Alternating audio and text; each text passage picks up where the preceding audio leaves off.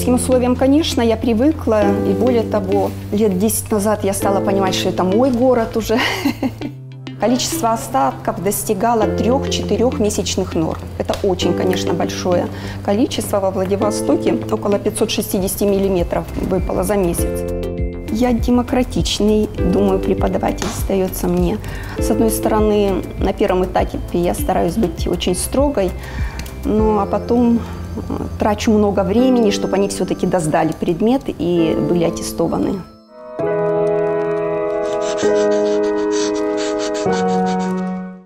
Зритель мой, здравствуй! Сегодня о самом главном и интересном, о человеческой жизни. И не менее интересном, о приморской погоде мы поговорим с ученым-метеорологом Людмилой Мезенцевой. Здравствуйте, Людмила Ивановна. Здравствуйте, Александр. Волнуетесь? Конечно. А чего вы волнуетесь? Вы преподаватель, вы ученый, вы публичный человек. Сколько? Ну, публично относительно, только в рамках своего преподавания и все. А почему вас Людмилой назвали? Знаете историю? Нет, историю не знаю, но это имя нравилось очень моей маме. В вашем облике, я могу ошибиться, извините, есть что-то восточное? Да, Ваши корни? Мама моя с Забайкалья. Забайкалье? Да. А где вы родились? Это Амурская область. И малая родина затоплена, к сожалению. Сейчас там плещется Зайское море. Небольшой поселок, который был затоплен при строительстве Зайской ГЭС. Несколько позже, младенчество, это несколько приисков на севере Амурской области. Селимжинский район. Да, и Селимжинский район в том числе. Зайский, Селимжинский район. Вы родились в поселке Домбуки, как я догадываюсь? Да, поселок Домбуки, да. Не помните его вообще? Помню. Помните? Очень а что помнится вот из этого отлетевшего детства? Простор, заливные луга, покосы выше роста ребенка, очень плодородная земля, люди, которые умеют трудиться, потому что поселок образован ссыльными из Беларуси. Бабушка с дедушкой были сосланы в 1933 году. Мезенцева Людмила Ивановна родилась в 1962 году в Амурской области. Росла и училась в Зейском и Селимджинском районах Амурской области. Образование высшее. В 1985 году закончила геофизический факультет ДВГУ. Получила распределение в Бюро погоды Приморского управления по гидрометеорологии и мониторингу окружающей среды. С 1985 по 1995 годы занимает должность инженера-синоптика гидрометцентра. С 1996 по 2000 годы руководит отделом метеорологических прогнозов Приморского управления по гидрометеорологии и мониторингу окружающей среды. С 2001 года Людмила Мезенцева занимается научной деятельностью в области региональной климатологии и синоптики в Дальневосточном научно-исследовательском гидрометеорологическом институте. Преподает курс «Гидрометеорологическое обеспечение судовождения» в Дальневосточном техническом рыбохозяйственном институте. В 2010 году защитила кандидатскую диссертацию по специальности метеорология, климатология, агрометеорология. С 2011 года Людмила Мезенцева – научный сотрудник Дальневосточного научно-исследовательского гидрометеорологического института, доцент кафедры судовождения Дальневосточного технического рыбохозяйственного института. Замужем, 2 детей. Вы оканчиваете Якимчанскую среднюю школу. Верно, да. И поступаете в первый университет Дальнего Востока, ДВГУ, как он тогда назывался. Какой ваш факультет? Извините. Геофизический факультет ГФФ. Вот где Якимчан с его одноэтажной жизнью, и где этот ГФФ факультет? Что вас туда потянуло? Что вообще об этом знали? Я знала, во-первых, что надо получить образование. Ну и это пошли раз. бы, не знаю, Второе, на бухгалтера, на я экономиста. выбрала город, который бы мне понравился, ну, чисто интуитивно, потому что на тот момент в Хабаровске я была только проездом, во Владивостоке вообще не бывала. В Благовещенске, конечно, бывала и неоднократно. И вот как-то мне понравился город Владивосток. Который вы не знали? Да, совершенно вы не знала. Вы его вообразили каким-то себе? Ну, были все равно журналы какие-то, были справочники, где можно было найти будущую свою профессию. Ваше первое место работы? Это Приморское управление по гидрометеорологии, инженер-синоптик. Я распределилась туда после университета сразу. Вот что такое погода? Вот погода и климат – это одно и то же или разные понятия? Это, конечно, очень близкие понятия, но разные. Погода – это то, что здесь и сейчас происходит, а климат – это некоторое многолетнее обобщение тех же самых погодных условий, элементов погоды за большой период для конкретной территории. Недавно наш край пережил очень суровое наводнение, такие были испытания для людей. Что это было с точки зрения метеоролога? Ну, во-первых, действительно, дожди были просто катастрофические. На ряде станций, в том числе во Владивостоке, достигнуты абсолютные максимумы столетние. За всю историю наблюдений или столетние? Ну, столетние, но практически это вся история наблюдений. Абсолютные рекорды для августа достигнуты, в том числе во Владивостоке, Пасьете, Астраханке, по-моему, еще на ряде станций. Количество осадков достигало 3-4 месячных норм. Это очень, конечно, большое количество. Во Владивостоке около 560 миллиметров выпало за месяц. Чем это обусловлено? Ну, обусловлено это целым рядом климатических и конкретных синаптических условий. Если говорить о климате, о климатических факторах, то, конечно, безусловно, повышение температуры воздуха, как глобальное, так и региональное, оно имеет место. Но, конечно же, это и ряд синаптических объектов, которые определенным образом между собой взаимодействовали. Основным источником вот этих осадков был полярный фронт, который был очень устойчив во времени и в пространстве. Точнее, он лежал над южной частью Приморского края, черпая немножко влагу и тепло со стороны Желтого моря и распространяясь до севера Японского моря. Вот эта его устойчивость во времени и в пространстве этого фронта атмосферного, она была в свою очередь обусловлена тем, что в атмосфере над северо-восточным Китаем располагалась очень активная высотная ложбина, а к востоку от нас Тихоокеанский высотный гребень. Вот такая диспозиция барических объектов, она способствовала тому, что в зону фронта с юга поступал очень теплый воздух, перегретый, тропического происхождения, а с севера поступала холодная воздушная масса. И активность фронта была случился конфликт. Значительно, как и положено в зоне атмосферного фронта или любого фронта. Кроме этого, многократное воздействие косвенные и прямые тропических циклонов, они тоже увлажняли, обогащали, активизировали фронтальную зону. А вы догадывались, какой масштаб будет этих ливней, этого тайфуна, как профессиональные люди, что вот будет именно так?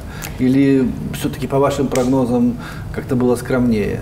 Если говорить о перспективе на неделю и 10 дней, то, конечно, такие вещи вполне в настоящее время просчитываются, и я не могла о них не знать, хотя пыталась тоже отдыхать в этом году в этот период. Но что этот период продлится так долго, нет. Не догадываюсь. Нет. Погода циклична. Вот эти, не знаю, пройдет период, и может этих тайфунов несколько лет не быть. Вот как это все, циклично или хаотично? Да, атмосфера, как любой газ, вода, она склонна к периодичностям, к поддержанию атмосферных волн, что приводит к тому, что синаптические объекты, а вслед за этим и элементы погоды, они подвержены цикличности, большой или малой периодичности. И вот если говорить о тропических циклонах, которые, конечно, выходят на территорию Приморского края, то в настоящее время, примерно с 2012 года, ежегодно напрямую или косвенно на нас воздействуют тропические циклоны. А период, например, с 2001 по 2011 год тропические циклоны вообще не выходили на территорию края и даже не сильно приближались к территории края. Таким образом, мы слегка забыли о том, что вообще есть воздействие тропических циклонов на эту территорию. Ну вот, настал другой период, он связан с тем, что сейчас муссонная циркуляция летняя в очень активной фазе, вот как раз с этого периода, с рубежа 2012 года. И меридиональные процессы стали более активные тоже примерно в этот период времени. Тропические циклоны к нам выходят ежегодно, и даже не по одному, а 2-3 за сезон. Но с 2012 года уже 11 лет. Скоро будет светлый промежуток, когда мы опять отдохнем от них? Ну, если говорить о циклах, связанных с активностью летнего муссона, мы живем на побережье в условиях муссонной циркуляции, то она подвержена разным видам цикличности, периодичности. Но вот тот период, о котором я говорю, он примерно соответствует климатической эпохе. Это период в 35-40 лет. Ну, может быть, 30 лет. Так называемый квази 30-летний, 35-летний цикл свяжется. В эту пору прекрасную нам жить еще долго. Да. Вот по моим представлениям о том, как будет развиваться летний дальневосточный, летний азиатский муссон, как будут развиваться меридиональные формы циркуляции, по моим представлениям и оценкам, этот период, ну, самое малое, должен у нас еще продлиться лет 10-15. Так. Народные приметы работают сегодня в погоде, в прогнозах? Раньше наши бабушки говорили, ласточки низко летают, уши зудятся, дождь будет, ветер с гнилого угла дует, ну и так далее и тому подобное. Кто-то белье повесил. Белье повесил. Да. Сегодня это работает или вы к этому... Нет, профессиональной синоптики, конечно, нет. В настоящее время развитие получили гидродинамические методы, которые далеки от народных примет, хотя есть некоторые приметы, на которые, я думаю, что стоит обращать внимание. Вы на какие приметы обращаете внимание? Ну, я обращаю, например, внимание на форму Луны, зарождающейся молодой. Этот месяц, когда хотя, вот да, хотя я считаю, что это как раз не совсем народная примета. Говорит, ведро повешаешь на месяц? Да, она абсолютно определяется диспозицией Земли, Луны и Солнца. И давно и я думаю, что мои коллеги и непрофессионалы в области метеорологии, они давно заметили, что у нас есть длительные периоды влажные, длительные, сухие. И это связано не только с погодными условиями в конкретном маленьком районе, вблизи Владивостока, да, и Приморского края, но и с космическими отношениями Земли с другими объектами, внутри земными какими-то внутренними периодичностями, цикличностями дыхания планеты, ее вращением. То есть, когда визуально на месяц, на молодой можно повесить условно ведро, значит... Это совсем научная тематика. Ну, мы же для широкого круга говорим. Значит, дождь будет, да? Ну, я обращаю внимание для себя. Если нет у меня других источников информации, то так, значит, если ведро висит, значит, будет то дождь. Значит, будет сухо. А будет сухо. Если ведро падает, то будет дождь. Да, если все выливается, не удерживается луной, то будет влажно. Понятно. Сегодня слово «Фукусима» японское, которое стало сегодня уже именем нарицательным. Мы прислушиваемся, мы боимся чего-то, где это атомная станция в Японии. Оно несет опасность нашему региону, вообще цивилизации, на ваш взгляд? Если говорить о прямом влиянии, то, на мой взгляд, нет. Прямое влияние ограничено, поскольку вблизи Фукусима есть два замечательных течения. Одно Куросима, теплое течение, которое с юго-востока огибает Японию и далее следует на восток вблизи 40 градуса. И еще одно течение, это Курильское, которое с севера вдоль Курил и северо-восточного побережья Японии как бы прижимает воды Фукусиму с севера. Два течения смешиваются, образуя достаточно активные и мощные водовороты, но в целом вода, в общем-то, стремится со стороны восточного побережья Японии на восток, к побережью Северной Америки. То есть прямое влияние на российский Дальний Восток практически исключено, маловероятно.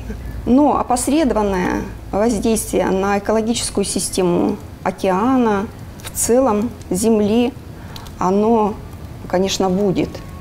И тогда это влияние рано или поздно мы все будем чувствовать. А что мы можем почувствовать? Какое это будет влияние? Понятия не имею. Но что изменение каких-то экологических систем, трансформация морской жизни, морской среды океанической будет происходить, конечно. А мы Пользуемся океаном, его водой, его богатствами. Вы еще преподаете в Дали рыб в Тузе. Что вы там преподаете и как студенты относятся к вашему предмету? Преподаю курсы гидрометобеспечения для судовождения.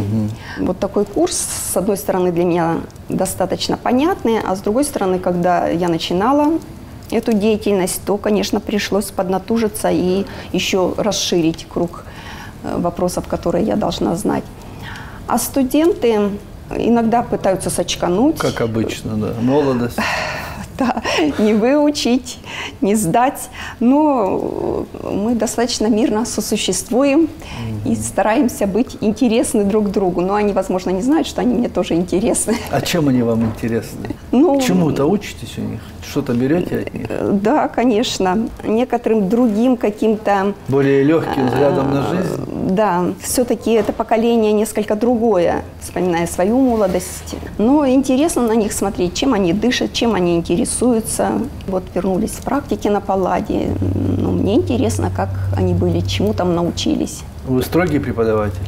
Двойку получить легко у Мезенцевой?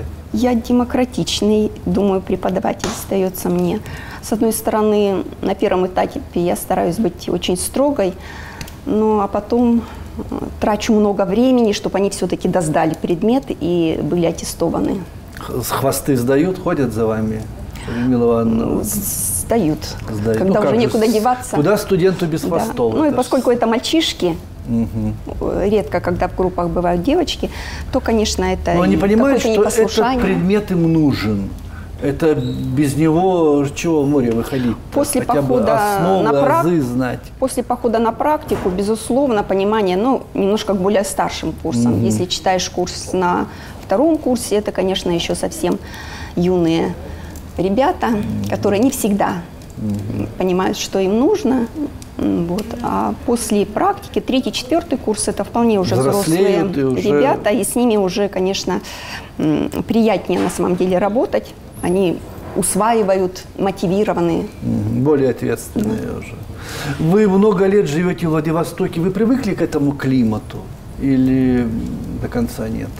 К климатическим условиям, конечно, я привыкла. И более того, лет 10 назад я стала понимать, что это мой город уже. Сроднились? Да, хотя раньше я не считала это своим городом. А климат, ну, наверное, он не суровее, чем в Амурской области, где очень короткое лето, суровая зима. А с точки зрения климата, наша страна необъятная. Где комфортнее, как бы вы думали, жить? На юге тоже жара. Там поживи на Кубани на какой-нибудь, ничего хорошего. Мне не нравится жаркий климат. Я могу только в отпуск съездить, когда представляется возможность. Что комфортно? Средняя полоса России? Средняя полоса России, безусловно. Ну, на самом деле, европейская часть, например, Калининград наш, да, на мой взгляд, очень комфортные погодные условия. Но если нет этой холодной зимы, изнуряющей жары. Там мягкая зима. Мягкое тоже лето, достаточно комфортное, очень долгая осень теплая. Конечно, комфортно жить в таких условиях. Ваша семья – это кто сегодня? Ну, если говорить о старших, то это мой отец, живой и, слава богу, еще относительно активный. И он считает, что лежать нельзя. Плохо, давление, надо часик полежать, а потом непременно надо работать. Вот, ему 88 лет. Это мой брат старший, который тоже с отцом живет в Хабаровском крае. Ну, а во Владивостоке у меня есть муж, сын и дочь. Ну, у дочери и у моего сына есть вторые половинки, с которыми они живут. Внуки приходят ко есть. мне в гости. Есть внучка одна у сына. Приходит ко мне в гости. Я трачу много времени на семью. Муж чем занимается? Муж уже немножко подрабатывает, уже не работает, но хотя не он коллега? по профессии... Не коллега вам? Он метеоролог. Метеоролог. Но потом на каком-то этапе пришлось свернуть эту профессиональную деятельность. Не трудно двум метеорологам под одной крышей? Ну, вот мой муж, он уже не считает себя метеорологом. Но все равно он на одном отошел языке разговариваете. Ну, о с ним. каких-то вещах, да. То есть Хотя мы, объяснять не конечно, надо. разошлись достаточно сильно, вот, и профессионально в том числе. Вы хорошая мать, как вы думаете? Ну, на дне рождения мои дети говорят, что да. А вы сами считаете так?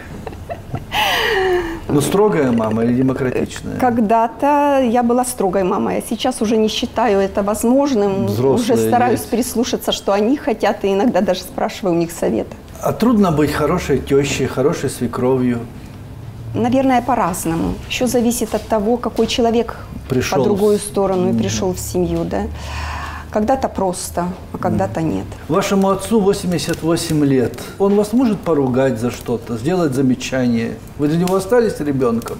Когда мой отец спрашивает, как у меня дела, и я иногда позволяю что-то немножко как бы пожаловаться и рассказать какие-то, которые меня возмущают, вещи в моих детях или муже, прослушав все, он мне говорит: ну что, ты сама виновата, ты их так воспитала. Молодец. Мудрый. А вы хорошая дочка? Ну, не знаю, может быть, я не додаю в настоящее время. Все-таки мы живем, он живет в Хабаровском крае, и доехать туда требуется времени. Но 2 раза в год я навещаю своего отца. И всегда на телефоне, на связи? Да, созваниваемся не меньше 2-3 раз в неделю. А за что вы будете благодарны своим родителям? Вот однажды и навсегда. Маме, которой давно уже нет, я, конечно, благодарна за такую безусловную любовь. Абсолютную. Абсолютную. Которая, конечно, не отменяла какого-то такого строгого подхода к воспитанию. Если говорить об отце, то разные, наверное, качества он мне привил, приучил любить природу, таскал меня по тайге амурской.